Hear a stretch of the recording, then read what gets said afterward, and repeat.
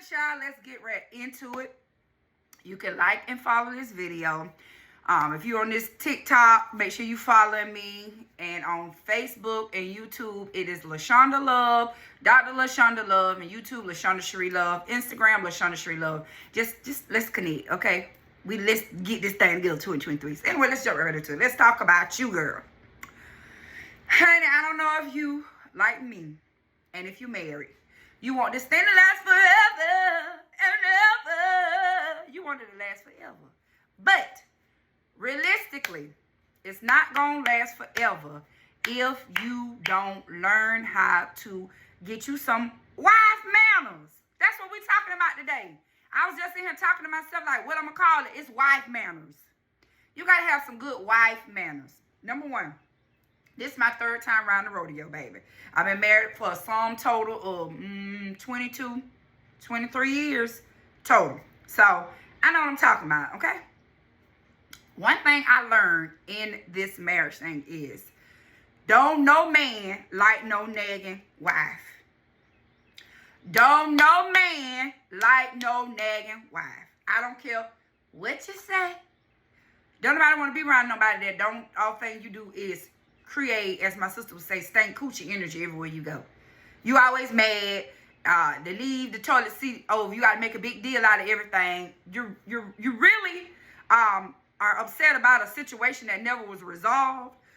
So now any situation is just blown out of proportion. And all you're doing is pushing him closer and closer to Lucretia arms. Okay? Because when he over there with Lucretia, he can leave the toilet seat up. She's not going to do anything. And if she says something, she'll be like, sweetie, could you please not leave the toilet seat up? While she over there saying, one leg up, one leg up. Nagging. It's also in the scripture that a man would rather live on the rooftop than to be in the house with a nagging wife. Back then, them rooftops was really hot. So that means he would be on top of the roof, burning up, scorching, with blisters all over his body, rather being in the house with you, because you don't know how to shit up. You got to learn how to communicate with your man. You just got to. You have to learn how to communicate. Communication is the key. Now, what I've learned is you have to learn how to taste your words before you issue them out. Remember, your husband is just a adult-sized little boy with adult flesh on it. And just like all little boys like their mama to pet them and rub them the right way, you got to kind of like pretend like you're his mama and bring it down like 20. And use your mirror popping, not condescending voice when you're dealing with them. When I'm upset, I don't have to holler and scream at David. I'm going to say what I have to say in a nice voice, just like this. Listen, sugar lump lump. I'm going to need you to go sit your asparagus down. And I'm going to need you to go make that bed up and pick those things up off the floor. Thank you. I just love it when you do that. Nobody picks up shoes and makes up the bed like you. Such a great husband. I'm being condescending, but you know what I'm saying. You got to find a way to rub your man the right way. And your words is like going to be soothing to his soul. You don't want your husband or your man to be over there with somebody else who is soothing them with their words. And that's creating an atmosphere of love and bedroom worship. And when he come there with you, he ain't trying to do no one leg up. I don't see nothing wrong with a little bump and grind. He find everything wrong with a little bump and grind because you just got too much stank coochie energy everywhere. So you, yourself, if you want your relationship to work, you have to bring it down 10. You're going to have to. Another thing you can do is to learn the Bible say to study to be quiet. Meaning, that's nothing hard, that's nothing easy for you to do. It's hard to be quiet. Because guess what? We always got something to say. Tell me a woman that ain't got nothing to say. We always got something to say. Now, when you studying to be quiet, you could be walking around. Oh, I had to do that. Oh, sorry. You can be walking around quiet, but you still got an attitude. Your attitude got to be quiet. Your whole aura got to be quiet. Not just you walking around quiet, giving somebody the quiet treatment. That ain't what the scripture's saying. That's not what I'm telling you. The silent treatment don't work for nobody, okay? It only makes its situations worse. But if you see that your words are not moving your spouse and it's causing more problems than good, go to the Lord and pray and ask God to show you how to strategically study to be quiet so that you can redirect the energy in your marriage. It's going to be Valentine's Day tomorrow. And I know everybody want a one leg up situation, okay? You do. So, it's not us faking the phone. And let's be real with ourselves. Sometimes your husband or your spouse stepping out on you, it's not always their fault. Don't shoot me. But could it be that you're mean? You don't know how to talk to anyone? You're always complaining.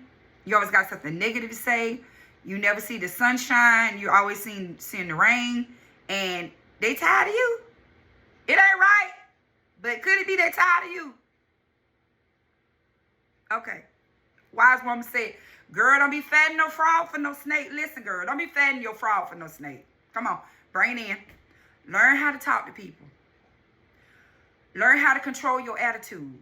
When you're studying to be quiet, your whole everything got to get in there now. You got to get it all together to be quiet, and not the silent treatment, but learning how to taste your words before they come out. Anytime you having an affair, this coming from an ex-adulterous woman. When you having an affair, it's blissful over there. The other woman is listening. The other woman is doing everything that you're not doing. Everything that you're not doing, the other woman is doing. And she's doing it and doing it and doing it well. So why you can't do it and do it well? Why would you want your significant other to be over there with Becky with the long hair instead of over there with you? When all you got to do is will it back in. If it's savable, will it back in. Start working on you. Heal so that when you do open your mouth, everything isn't bitter and tart. If you need some assistance healing, you might need to reach out to a counselor. You need to reach out to me because I can help you, girl. Okay? You need to reach out to somebody that got an ear to listen to you, get this stuff out of you so that you can move on with your relationship. This is what my daddy taught me when I was in my first marriage. Forgiveness does not mean that you forgot. Okay? Forgiveness means you don't keep bringing it up to the person that you said that you forgave to make them feel bad about you forgiving them. You're going to have to cry in the shower without them seeing you. You're going to have to cry while you're washing dishes without them seeing you. Because if you forgive somebody, you're ultimately saying, I'm not going to bring this situation up again. You're going to be like Jesus, because I ain't never seen him go back to the sea of forgiveness and go get none of that stuff that I did. I can't handle it, Jesus, if you go back out there and give my stuff to thy child. Do you remember? No, leave it over there. So that's what you got to be. You got to be like Jesus. You got to be like the Lord. When you forgive somebody, your spouse, and you say you forgive them, even though those thoughts are coming up in your mind, you need to pull out Donna Lawrence. Your righteous mind. Your righteous mind. You got to have something that's replacing the negative thoughts that keep occurring in your mind about the situation that you have forgiven that person about. You don't have the liberty anymore after you say, I forgive you, for you to keep bringing it back up. That's not fair. And that's not forgiveness. Now you're trying to, now you're trying to drag it. You're dragging it. If the person acknowledged they was wrong, they sorry, and let us move on. And you said, I forgive you and I love you, babe, and I want to take you back, babe, and we're going to make it right, babe.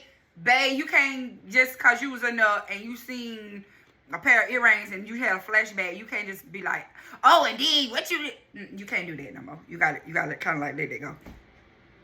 Not kind of, you just got to let it go. I got this from yesterday from Bishop Calvin Wells when he preached. He be doing his hand like this, so baby, you just got to let it go. Let it go. Just let it go, baby. Just baby, you gotta let it go. You gotta work on you. The worst thing ever is for you to be with somebody that you didn't see the full potential in. You fattened the frog for a snake. Then you see them over there on MTV Cribs. But you was living in McGregor Projects. When all you had to do is learn how to rub somebody the right way. God has given every woman the ability to rub their Adam the right way. You just gotta want to do it. Will him back in, sir. Sit. Will him back in. That's your man. That's your man. And if anybody gonna be saying something, you gonna be the one to mind. Because I got my man. No, you ain't stole no man, baby. I got my man. And he over here, and we doing it well. Do your flip, redo this. Rewind. Get yourself together. Now, I got a book. Where's my book? I done left it in the car. In my office. You can probably see it behind me. Rock Your Spouse World 7 Days Out of the Month. A wife guide to bringing excitement and pleasure back to the marital bed. Now, anybody ain't ever told you, husbands are very visual. They're visual. They're sensual people. And they like to be fed. And they like to have sex. In this book, I'm revamping it. But it has 7 activities that you can play with your husband. If you don't have the book, I advise you to get you a calendar. At least 7 days, baby. If you're doing less than 7 days, something wrong with y'all. 7 days, that ain't doing that for me. But I'm just saying, for those that's you just starting all over, get your calendar and mark you 7 days that you plan to be adventurous and just lay it all out on Bay Day. You take charge. You take the initiative. Husbands absolutely love it when you take the initiative. You take charge, because this is what Becky doing over there. That's what when you an adulterous woman. That's what I used to do. I'm take the initiative and just call me Miss Lay It Down when you out there cheating. The other lady is Miss Lay It Down, because at any given time she gonna lay it down. She's trying to compete with you. She's trying to do everything better than you. So you got to bring it back in. We don't want our men out there with Becky and them. And this might not be for you if your husband ain't cheating on you. If your husband ain't cheating on you, that's good. But we don't want him to cheat on us. So we need to just bring it back, bring it in, work on our attitude, work on our communication, work on our tone, and be more willing to be sexually active with our spouses, because that brings you guys closer together. You ain't that sleepy. You ain't that tired. You got up and went to work, okay? You got 30, 40 minutes in you. You can do it. Yes, you can. Yes, you can. Yes, you can. You can do it, girl. You got to do it, girl. You got to. Rock your spouse world. But get you a calendar. And if you're a planning kind of person, plan you 7 days at least. Then next month, plan you 14 days at least. Then the next month, plan you 21 days at least. Let your motto be, you gonna leave here tired and sleepy when I get through with you. That's what the book say. When I get through with you, baby, you're gonna be tired and sleepy. Hey, you ain't gonna have room for nobody but your pillow. Night night. Love you, sweetie. Night night. You got to. You got to do this. So, anyway, tomorrow's Valentine's Day. Listen to this video over and over again. Get yourself together, girl. Get you a therapist. Start looking at you some YouTube videos on communication. Get you a book about communication. If you don't know how to be soft, you're not naturally a nurturer, you might need to get with do something. You got to do something. I wasn't naturally a nurturer, so I had to learn how to be nurturing towards a man. So anything that you're not good at, just like you go to college to learn new skills or go take a class and learn new skills, you can do it. You just don't want to do it, but you need to do it. Ain't nobody husband leaving them in 2023, 24, 25 to ever. We gonna get it together, okay? Yes, we can, sisters. Let me get some work done. I'll talk to y'all later.